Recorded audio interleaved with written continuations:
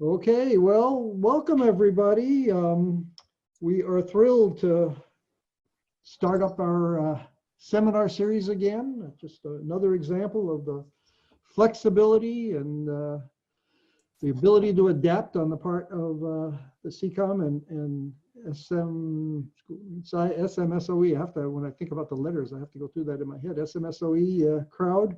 So we're thrilled. However many of you are out there, can't tell, I guess 40 or so right now, and I think it's growing, that you could join us. And all I want to do is encourage you. I'd like to try to keep these seminars going whenever we can, and encourage you to either volunteer yourself or think about somebody you know, anywhere in the world, actually, anywhere where there's an internet connection, who might want to give a seminar. And I think this will be our first practice one, not practice one, our first one, and we may have a few hiccups, but hopefully not. And as we go along with this, we should get better and better at it. So that's really all I wanted to say. And let me just turn it over then to Annie, who I think has a few announcements, and our speaker. Hi guys, thanks for coming to seminar today. So we have two NOAA and CCOM employees. We have Dr. John Kelly and Jason Greenlaw.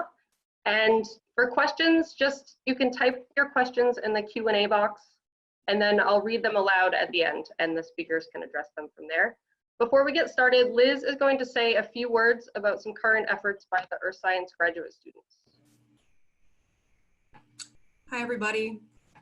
Thanks for the opportunity to just quickly speak. So in response to the current national conversation surrounding racism and trying to increase inclusivity and diversity, a group of Earth Science graduate students is working on crafting a letter to the Earth Science Department and the broader university administration.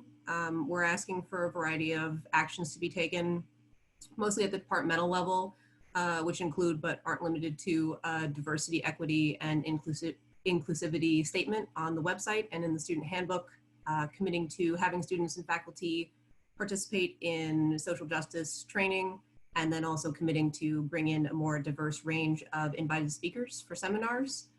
We've already put some work into this letter during the week, and we're meeting one more time on Monday before the letter's finalized. So if anyone's interested in helping out, or if you have ideas, we would really love your input. Otherwise, please watch your emails. We're going to send the letter out for signatures before sending it on for its final list to the departments. That's pretty much everything that I have right now. If you have any questions, you can contact me or Annie or Hillary via email, or we're all on Teams as well. And that's everything. Thank you. All right, well, thank you, Liz and Ann and Larry.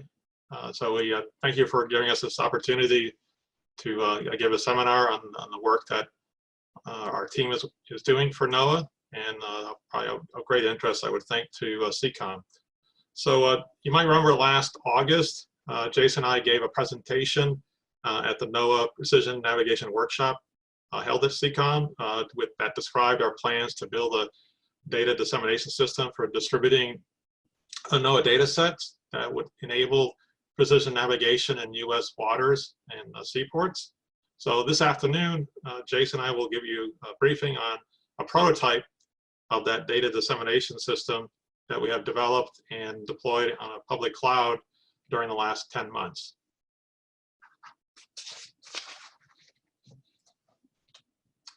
So today we're going to talk about the data and information needs briefly for precision nav to be possible in the United States and elsewhere. Project goals describe the objectives for the first phase of the project, an overview of this prototype data processing and dissemination system, a data gateway viewer description. We can't do a live demo because of the Zoom restrictions in the federal government, but we'll go through kind of a canned demo of it. Probably in the future we can do a live one. And then also discover the project objectives for the second phase of the project, and also our plans for FY21-22 if successful. But first I wanted to give introduction to the team. It's just not me, obviously. I'm the project manager, but Architect and lead developer is Jason Greenlaw, who's also the lead developer for NOAA for the last 13 years. Erin Nagel, she's a developer. Previously, she worked on the NOAA project. She was a hydrographer in HSD and also a physical scientist with the U.S. Corps of Engineers. Adam Gibbons, he just came to CCOM in January. He got his BS in December, computer science from RPI, and it's great to have him join our group this past winter. And also we're fortunate to have Steve Gilbert. He's on a rotational assignments from the National Weather Service Office of Dissemination, and he's a developer with many years of experience in GIS, as well as AWIPS, which is a workstation the Weather Service uses for preparing weather forecasts in the mornings. And also to acknowledge the cloud guidance and assistance from Jeremy Wetzel in MCD at the OCS, and also Tim McLaughlin in the OCS IT department, providing a lot of assistance since this is our first effort for developing and implementing an application in the cloud.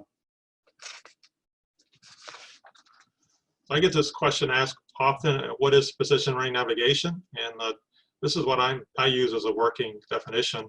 It's the ability of a vessel to safely and efficiently navigate waterways and operate in close proximity to the seafloor, bridges, narrow channels, and other marine hazards. And so as the graphic indicates, to do that, it really relies on a lot of information, real time, and forecast information, both on the ocean, in the weather, and also the bathymetry. So elaborating on that, so what kind of information do mariners use when entering a seaport? Again, where space is limited and time is critical, they look at our nautical charts, real-time observations from networks such as ports or NLON, from the NDVC buoys, from regional ocean observing system buoys, tide predictions from NOS, forecast guidance from our oceanographic forecast modeling systems across the United States, National Weather Service Marine Watches, warnings and advisories, as well as the forecasts. And this information is needed to plan for potential impacts from rapidly changing, whether it's ocean or weather conditions. So those data sets are used by mariners using a variety of different devices or systems. They use tablets, cell phones, laptops. They also use the electronic chart system, ECDIS, and also portable pilot units. NOAA data sets, as some of you might be familiar with, there are many different types of data formats, ranging from NetCDF, GRIB, 2, CHEF, GeoTIFF, shapefiles, and just plain text files. Many of them still use caps in the text products. They're spread across a variety of NOS and weather services, NESDIS, websites and data servers. And this really presents a big challenge to the manufacturers of these PPUs and ECS, et cetera, to try to get those data sets from the different servers, websites, and then to decode them and then put it into their own systems to make them useful for the mariners. So our goal for the project, we have three main goals. The first is to develop a prototype of a data processing dissemination system, which is designed to ingest, process, disseminate selected NOAA hydrographic, bathy, oceanographic, and weather data via the IHO S-100 framework, and also by the OCS ENC reschemed tile coverage approach that just been going on in the last few years in OCS, as well as provide OGC-compliant web mapping services. All this to support precision marine navigation in the United States. So again, for people who might not be familiar with the ENC rescheming, it seeks to provide a seamless tile coverage of nautical chart information that can be easily segmented or extended based on geographic location and available data and scale. The S-100 framework specifies the content, structure, encoding, and also the metadata requirements that supports a greater variety of marine navigational information, not just nautical charts, and also enable interoperability of these different data sets for our maritime community. The second goal is to make these S-100 data sets and map services available on these different devices used by mariners, as well as by companies involved with under keel clearance software. This is to be able to provide real-time information to ships and the pilots on how much clearance they have under their vessel going to a seaport, whether in real time or even into a forecast mode for the next, say, 24 hours or 48 hours. And also key to all of this in developing a prototype is get their feedback before we move on to more advanced system for data processing and dissemination. And the third goal was to try to use a different approach than we have done in the past, based on our experience with NowCoast, to use a DevOps, cloud computing, and open source software approach to develop and implement the prototype. Why do we want to do this? Well, again, as I just mentioned, over 15 years of developing and operating NowCoast, initially at an OCS, a Linux service, and then at the NOAA IDP data centers in Boulder and College Park, Maryland.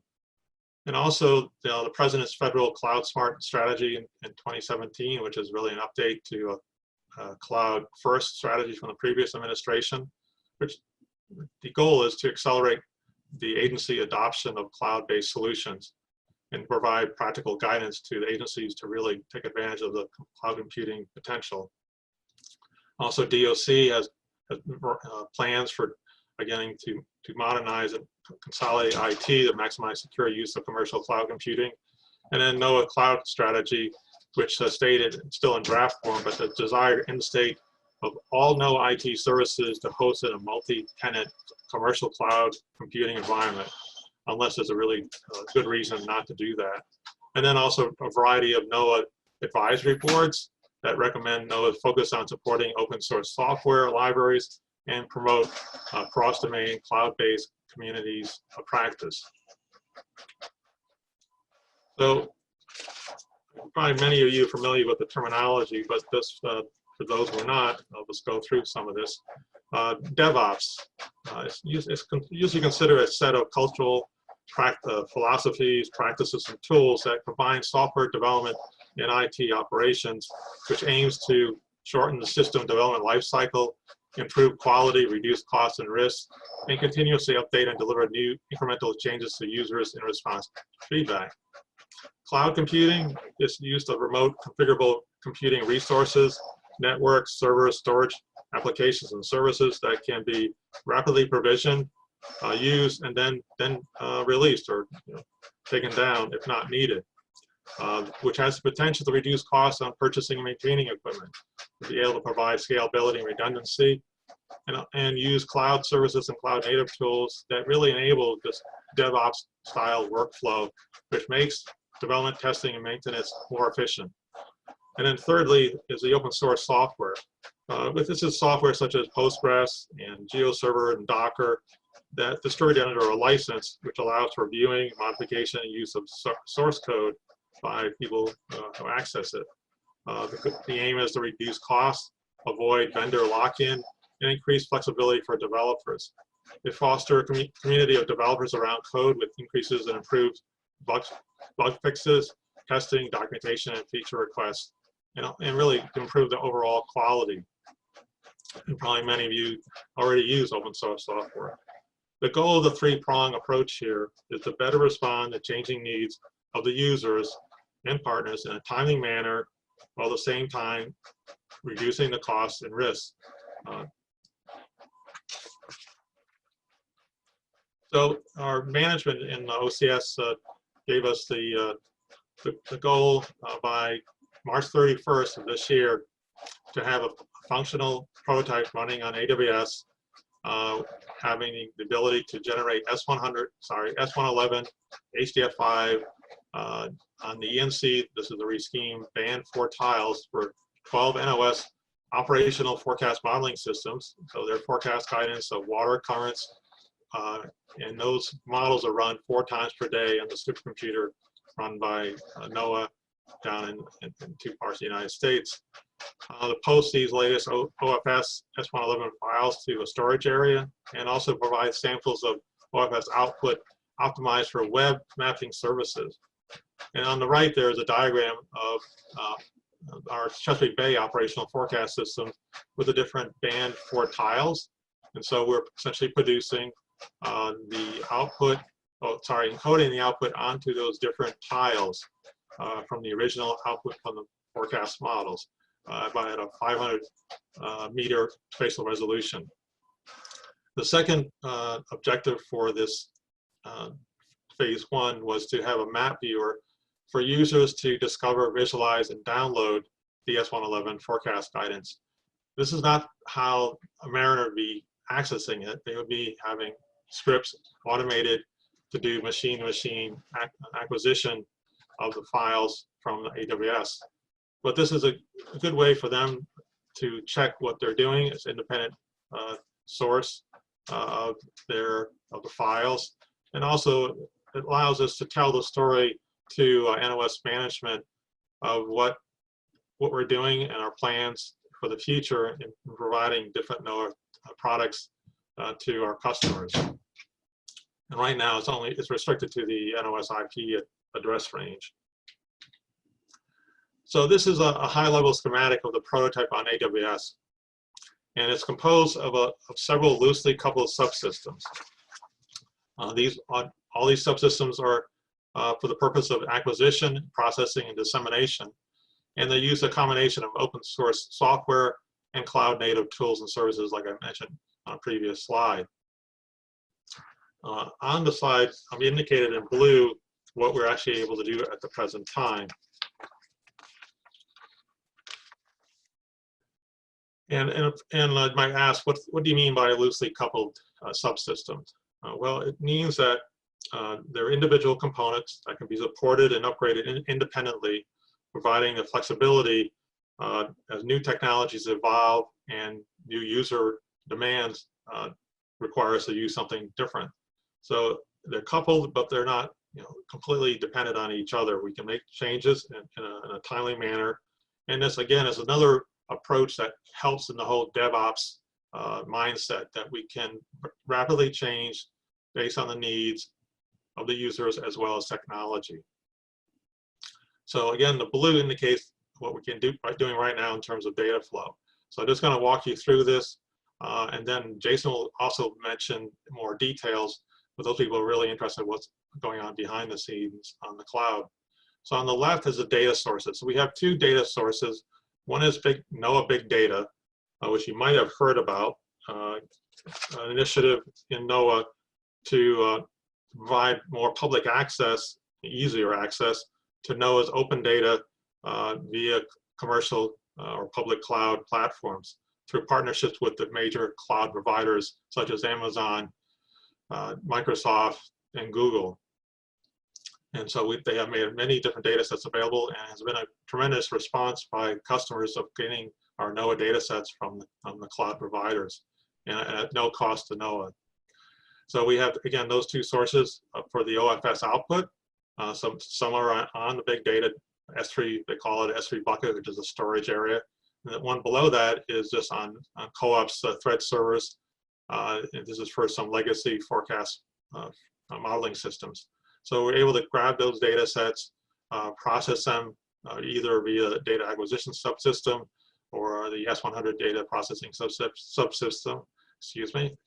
And essentially this is just encoding the NetCDF output of the forecast guidance of water levels into the S-111 format, and also creating geotiffs, and then making those data sets available in the S3 bucket, the storage area. Again, this whole loosely coupled subsystems is taking advantage, or using an approach, excuse me, of infrastructure as code and platform as a service. We're also leveraging another project that Jason and I are involved with, is Nowcoast in the cloud. This is an effort to try to migrate Nowcoast from the IDP data centers to the cloud to see whether that is feasible in the future. So we're providing map services of the S-111, and then eventually the S-102, which is a gridded bathymetry, to have that available so people can just connect to the map services, consume the maps, and put it onto their own GIS platform or device. And then right now, because of NOAA's IT restrictions that are still evolving with dealing with public clouds, we can't make that available yet to the different manufacturers or the under-keel clearance companies. But recently, we had agreement with the NOAA Big Data project to make our S-111 products available on the NOAA Big Data bucket. And this would be able to allow the customers, our users of the manufacturers of the PPUs and access to grab the data.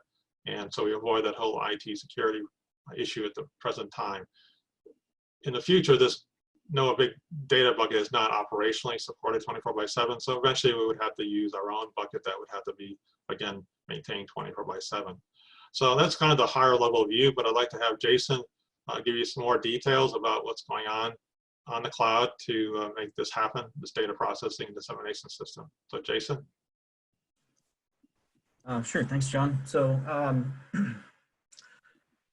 yeah, I guess first of all, as John mentioned, what we're trying to do here is kind of get away from the old paradigm of building long-lived virtual machines, or what we've been doing in NOAA for a long time, because they're really kind of prone to failure over time when it's not really managed correctly. There's a lot of cases that we've kind of encountered working with integrated dissemination program and weather service and managing our own systems, where you build these systems and then tweak them over time. You perform version upgrades in place, and it really creates kind of a fragile infrastructure that's prone to mistakes, human error or infrastructure problems.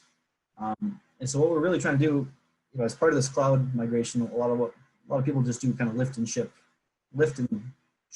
I guess, where they take their existing architecture, and just lift it into the cloud in kind of a similar virtual machine, build out. And here we actually had the opportunity, because we're starting from scratch, to try to build things in a way that we think has a little bit more longevity, and is a little bit less of a burden for us to operate. And so we're trying to take advantage of, instead of the normal kind of build machines and tweak them approach, which would be kind of the infrastructure as a service approach, we're trying to use platform as a service offerings from AWS wherever possible. So it provides, it's essentially like a higher level development platform that you can use to, so we don't have to actually build machine. You don't really care, which machine a certain bit of code is running on. You just have to essentially, upload our code and then kind of do all the wiring and configure it and tell it where and when to run. What that's really, allowed us to do is, not have to manage individual machines, monitor and manage them. We can essentially monitor the inputs and outputs instead, which is a lot easier for us to do. We're also using infrastructure as code tools. So I think John mentioned Terraform, one of the tools that we're using. So again, rather than building a VM and configuring it or in place, what we're able to do is actually code our whole infrastructure. So not just the compute infrastructure, but also the storage, the networking, the security. We can code that alongside of our application code and track that in version control. And what we do is essentially we use these tools to apply what our code looks like up into the cloud, and it'll handle all of the deployment for us. So what that really allows us to do is, first of all, it makes it trackable, so we can see exactly the changes that were made to the infrastructure over time. Maybe what might have introduced a breaking change.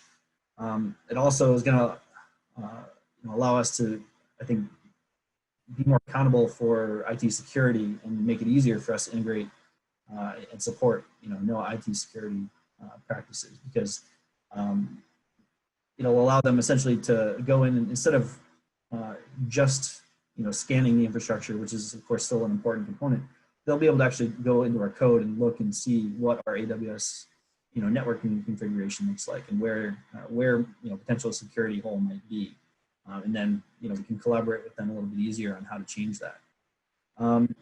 So if we're using a bunch of these new tools that we're all learning.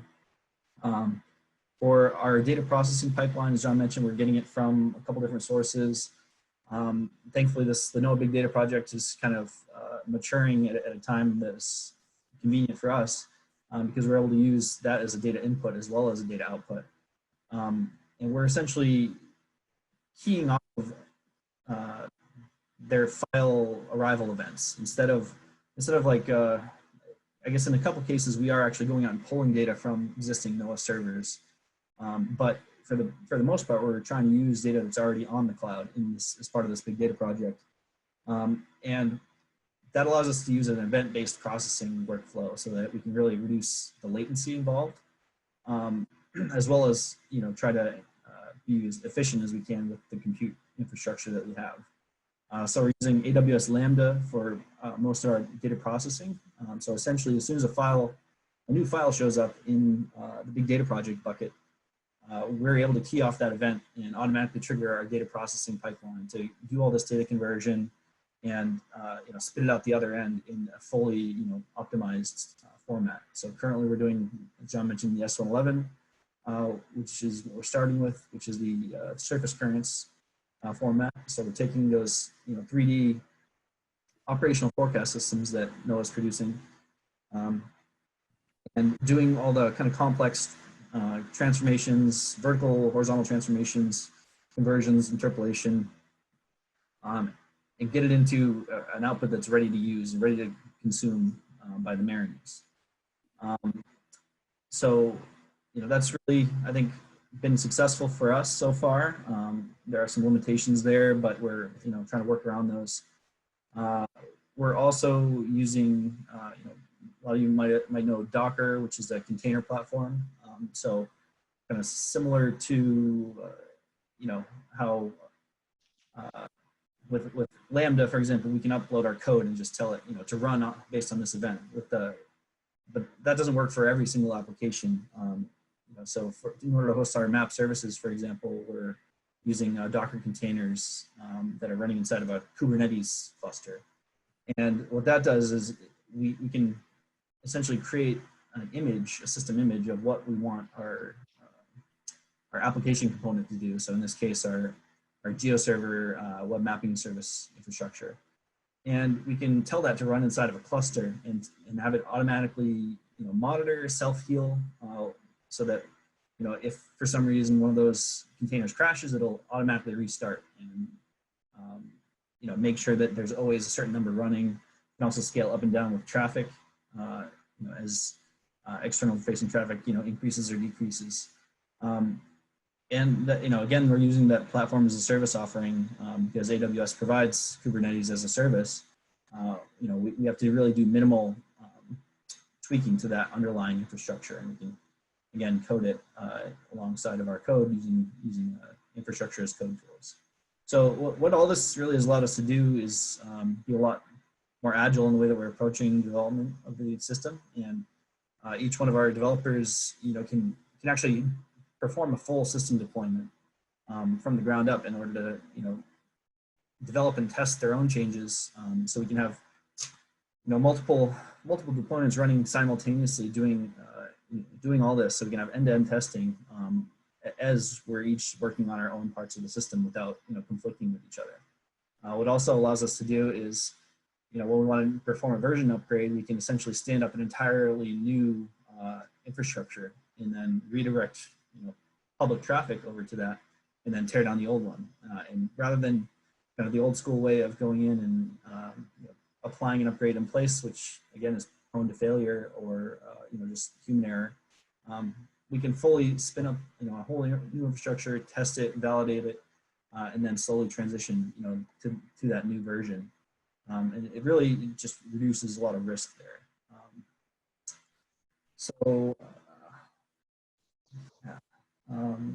Did I think I covered everything, John? Oh, that's great. Thank you very much, Jason. Very, very well done.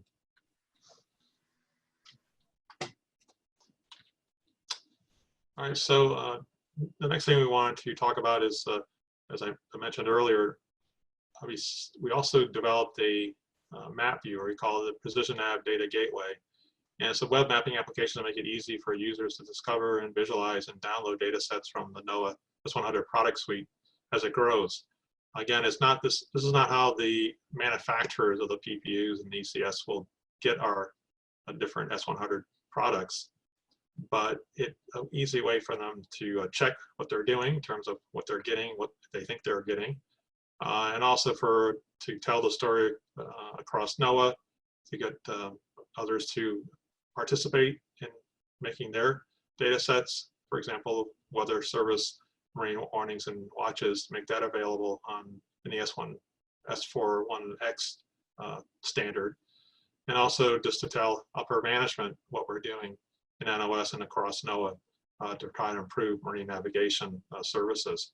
So I'm going to turn this over to Jason. We're going to do this a CAN demo. We can't do a live one again, as I mentioned, because of the Zoom restrictions to the federal government.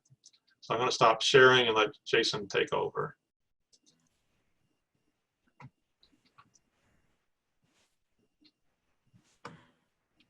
Okay, let's see here. See that screen okay? Yep. Okay. Yeah, so as John mentioned, this is kind of our entry point. We envision not necessarily all the data consumers to be able to download our data. It's really mostly a discovery visualization tool, so they can see kind of what's available and where it's available, and maybe introduce them with multiple methods for trying to consume this data in their operations. So by default, I guess what you're looking at right here is essentially this is the nautical product new ENT tile scheme that MCD is working on currently, and the idea being that all the electronic navigational charts will be reschemed to fit within a new tiling structure. This is a certain scale band. I think this is band 4, and showing for the tiles for where they have nautical charts around the country. And we thought this would be, be in everybody's best interest to try to be as consistent as possible with the other products that we're trying to produce to support navigation. So surface currents, the S-100 products, we would like to be able to try to fit this tiling scheme, one, because of consistency, but also because it really allows you to subset the data in a way that keeps the size small, so that users, especially on ships with limited bandwidth, can download only a subset of the information that they really need. A lot of the data sets that the OFSs in particular that we're using, can be hundreds of megabytes or even gigabytes in size for the source data, which is not really usable over a low bandwidth connection. In addition to the data format challenges, but that's kind of the idea. We're trying to really try to standardize, I guess, on the coverage and how we're packaging up the data. So again, this tool kind of shows some visualizations of what the data might look like. It's not necessarily the exact portrayal that you would see on a shipboard system. There are, as part of the S-100 spec, there are certain portrayal rules on how to depict the different S-100 products. So this is using just a kind of a simple vector visualization, which we're getting out of GeoServer. So it takes in the optimized data, and then it can apply a vector renderer to it like this, and it'll, as you zoom in and out, you'll see more arrows or fewer depending on your scale. We're also working on other ways to potentially visualize this and disseminate it through services. In fact, we just wrapped up a senior CS&IT senior capstone project at UNH, where we're trying to propose some new ways to kind of generate visualizations for vector fields like this on the cloud. And they came up with some interesting solutions that hopefully we'll be able to take advantage of some what they produce going forward. But right now, these services are just OGC, WMS, and we'll be adding probably additional ones as well. And again, this is using kind of our experimental infrastructure for Nowcoast. So right now, I think we have about 12 models. We're working on adding a few more for the end of June. So this is the Chesapeake Bay operational forecast system. And you can kind of see where the model extent, the full model domain is versus where there's tile coverage for ENCs. And so for each one of these boxes, we subset that data into those individual bounding boxes, and then we provide those as individual S111 files for download. And users will essentially point their systems to our catalog of S100 data and be able to determine some basic metadata like coverage, bounding box, time extent, other information, so that they'll know which individual tiles they want to download based on their planned route. If you click on one of the cells, you'll get some information about the data set itself, kind of basic metadata, as well as link to actually get the data. So if you follow that link, it just takes you essentially to a AWS S3 bucket with a file listing. So it's similar to like an FTP or an HTTP server, where you have a directory listing of files. You can navigate down through the hierarchy and see, you can actually click to download, or just see what the file structure looks like, so that you can then program against it in order to download. So you know exactly where to find the files, for each new model run, since these are updating 4 times a day. So so you can also obviously overlay the ENCs, the nautical charts as well with some of this data. The surface currents are time enabled as well, so that you can animate across the full forecast cycle. And we're also working with the National Bathymetric Source team, NBS team, so Glenn Rice, Katrina, and their team on trying to get their output into both the S100 format. So the S102 is actually the gridded bathymetry S100 specification, as well as take those files, the source bathymetry, and integrate that into our map services as well. So this is for their New York data set. We're able to take that, apply hill shade rendering algorithm to it, and then serve it out with our map services as well. So you can really preview the full kind of data coverage using this tool before you program against it and download those S100 data sets. So I think it looks pretty cool. Nice to be able to see that pretty product that they've been able to produce. And again, if you click, you can get some basic information about that, and then access that data set. And so we're currently working on integrating the S102 for dissemination, and also the metadata, which I think Sean's going to mention. So that's the basic idea. This really is a discovery tool again, and basic visualization tool. It allows us a way to prototype our services offerings as well. And eventually, we hopefully for users that maybe can't support S100 yet, perhaps they have applications which can integrate with OGC services as well, and they would be able to connect to these and have at least some sort of basic visualization of the data. And yeah, again, just be able to discover and see kind of where the data is, where it's packaged, and how to access it. So John, I'm going to pass it back to you. Okay, sounds good.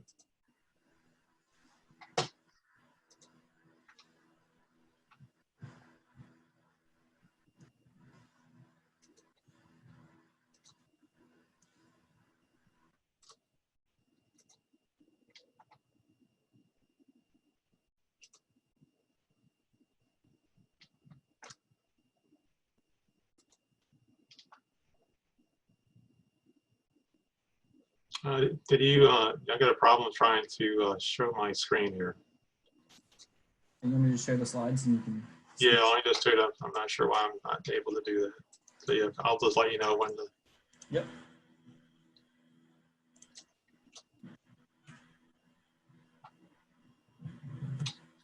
All right, so yeah, thank you very much, Jason. So the next phase, and this is to meet a NOAA FY20 AOP milestone, which is a big thing in NOAA. So this June 30th deadline we're up against. we're going to be able to provide the metadata, which is a requirement for IHO. So we're going to generate S-111 exchange catalogs for each of the OFS forecast cycles. So each run of the forecast modeling systems to produce fully compliant S-111 exchange set and disseminate that via the S3 bucket. This really what enables the whole machine access. And then we're also going to be adding additional offices, including the Gulf of Maine operational forecast system, and also the Weather Service's global real-time ocean forecast system for the Eastern Pacific Ocean and the Western Atlantic. And then also we're going to be making some improvements on the visualization of the surface water currents and bathymetry, and also to have GeoServer, which is our map server, be constantly updated with the most current forecast guidance from the latest run of the 12, or not, actually will be 14 operational forecast systems by then, by June 30th. Next slide, Jason. So as well, we also want to disseminate other S-100 products. So this is to provide the National Bathy Source team. They're working hard on providing S-102 HDF5 tiles from the Hudson River, New York Harbor, and all of coastal New England up to Maine. And we want to be able to provide that in our S3 bucket along with the S-111, the surface water currents forecast. And then we want to, as I mentioned in the beginning of it, one of the goals is to get feedback from the manufacturers of the PPUs and the ECS and the keel clearance companies over a period of several months.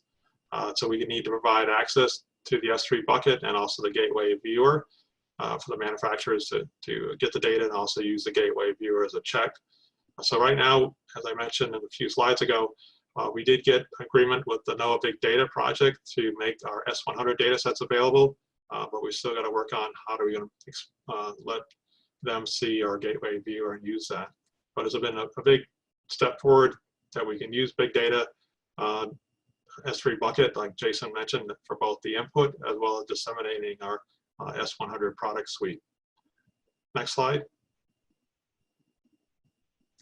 So again, if we're successful with the prototype, if the NOAA management is happy with what we have done, we want to disseminate additional NOAA S-100 products from new and upgraded offices, as we call them. So there are new forecast systems planned for the West Coast of the United States, and also an upgrade to the forecast system for the Northern Gulf of Mexico. So once they become online operationally, we want to be able to make their data sets available, and also make the water level forecast guidance from the offices available to the manufacturers as well. And this is using the S-104 standard. So they would have both the water currents and the water levels. And then the Weather Service, the Ocean Prediction Center in College Park, Maryland, they have a team working on hosting the S41X weather products. There's 3 of them. You'll be starting with the 412 one, which is weather and wave hazard overlay. And then OCS is working on high definition nautical charts for their key seaports in the United States.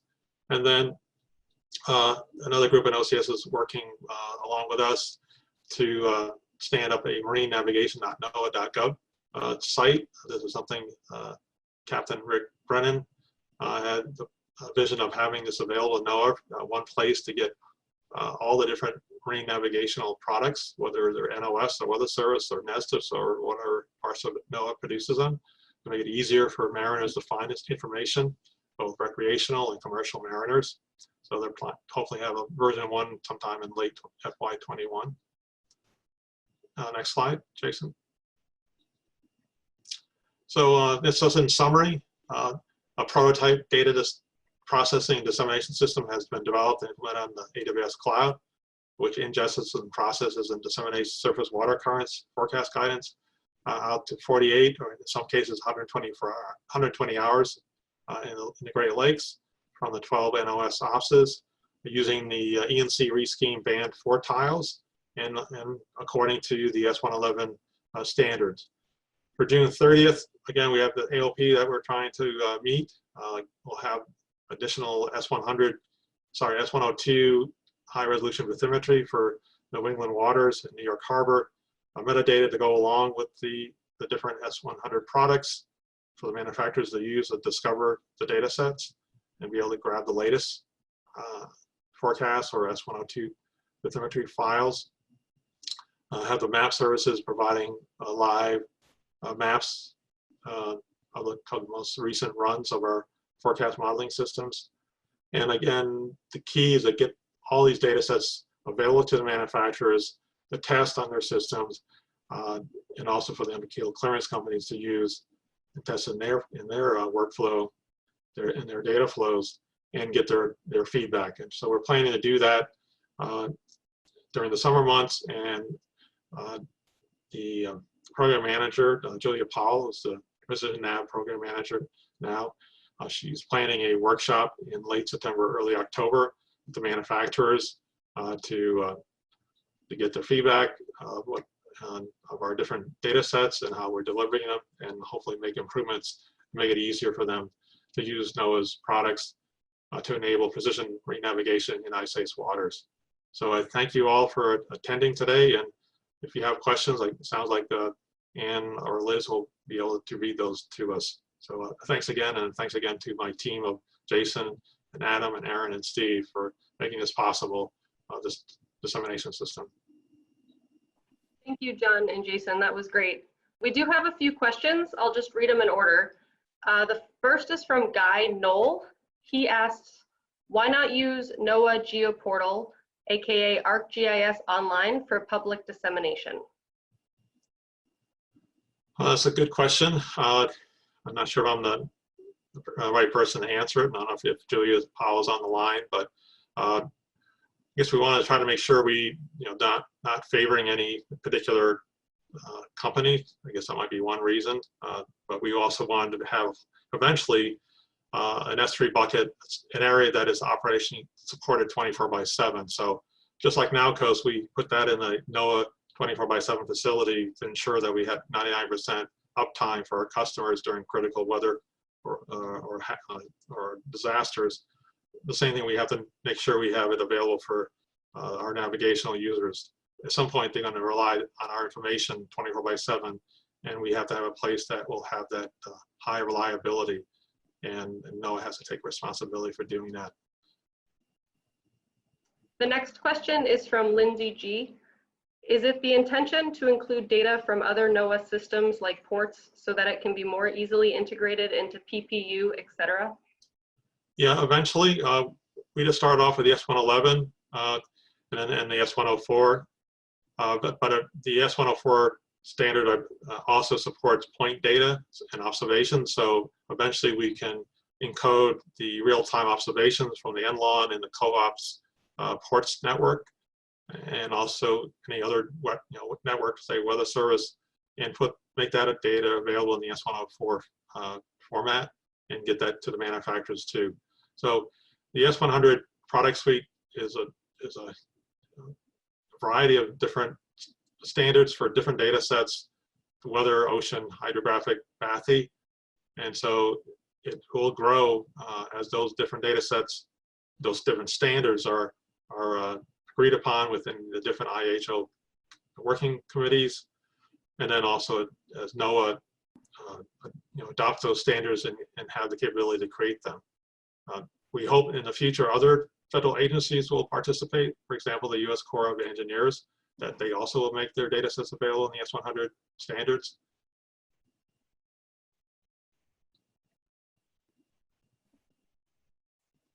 Any other questions? Yeah, there's a couple more. Val Schmidt says, John and Jason, this is great.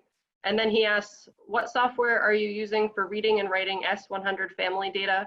Are there open source libraries for this? I'll let Jason answer that one.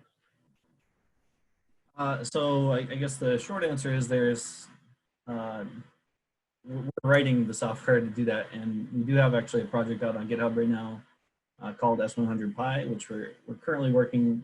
Right now it only supports S111 and for the OFSs, but we are working with the MBS team and others to try to kind of revitalize, restructure that package to be little bit more versatile to support S-102 and eventually, the other S-100 products as well. But right now, yeah, it's currently what we have is really purpose built because these specs are still, a lot of them are still under development, and even the ones that are further along are still undergoing some tweaks here and there. So it's a kind of ever-changing and ever-evolving set of specs. But yeah, the idea is that we will have eventually, hopefully, a well-supported, functioning, Python toolkit. Essentially, we're just focusing on Python right now. And yeah, essentially, it'll just be available as a package through pip. Actually, it already is for the current version, but again, it's kind of limited to really our use case at this point, and hopefully we'll be able to keep improving that as we add additional data sets and formats. Yeah, hopefully that other hydrographic or meteorological data centers, forecast centers we all can share the open source software for encoding the S-100 product suite. So that's really kind of our underlying goal, is to be able to do that. So we're all taking advantage of each other's work. So by using GitHub and using an international standard that hopefully will become reality. Thank you. The next question is from Dennis Haynes. Are you harmonizing your efforts with CHS in Canada? Yeah, no, Julia is probably the best one to address that, or maybe even Aaron can also address it too. But yeah, we are trying to work with them. They have made a lot of great advancements in the St. Lawrence Seaway in terms of the S-100 product suite. So again, working with these different IH working groups, NOAA is a big participant in them, so they're trying to work together on it all, as well as, for example, the Korean Hydrographic Agency is one of their key partners on this. So, Aaron, if you're free, feel free to add anything, because Aaron has been on the working groups before.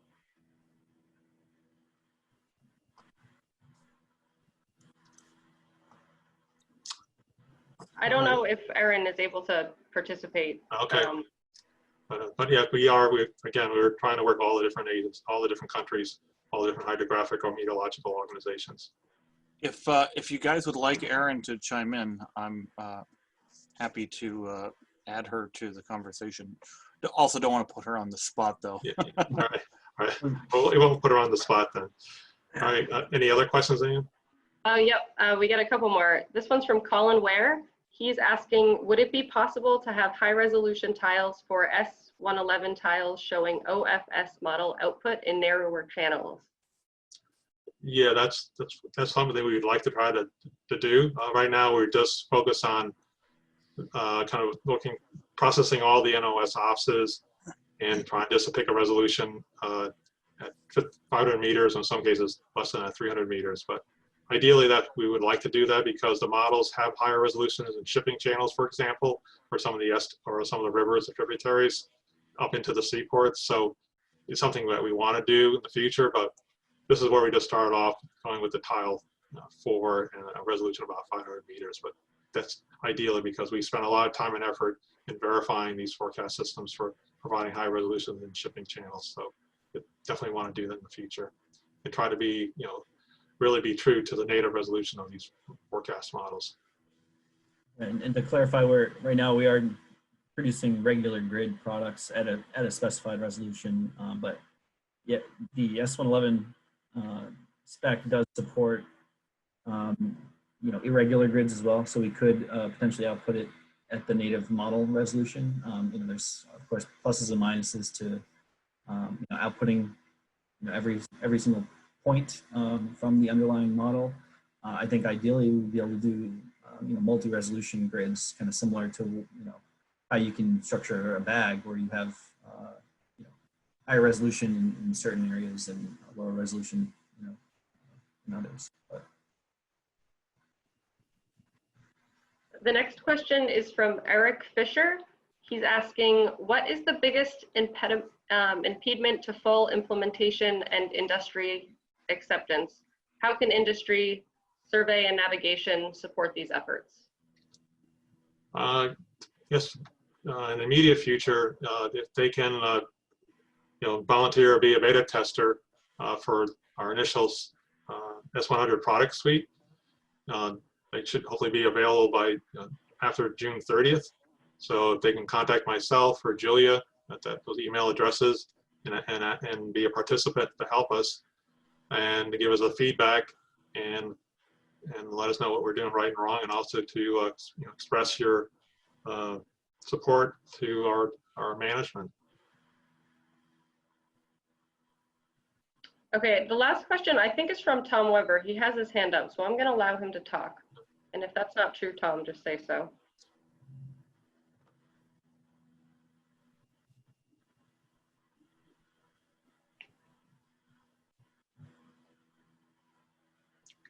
Maybe Tom was just waving. He should be unmuted now. Hopefully we don't have a technical issue. Oh, he put his hand down. Sorry, my bad. My hand is down. Did you not have a question? Okay, so I think that that's it for questions. Thank you so much, Jason and John, for being our first virtual seminar. And if anybody has suggestions or volunteering for their turn to present at virtual seminar, then reach out to Larry. And with that, unless anybody has any announcements, we can end this meeting. All right, thank you, Ann, and Larry, and Will, and Colleen. Thank you all. That was great. Okay, we'll let you know when the next one's coming. Bye-bye, everybody. Have a nice weekend. All right, Everybody. you too.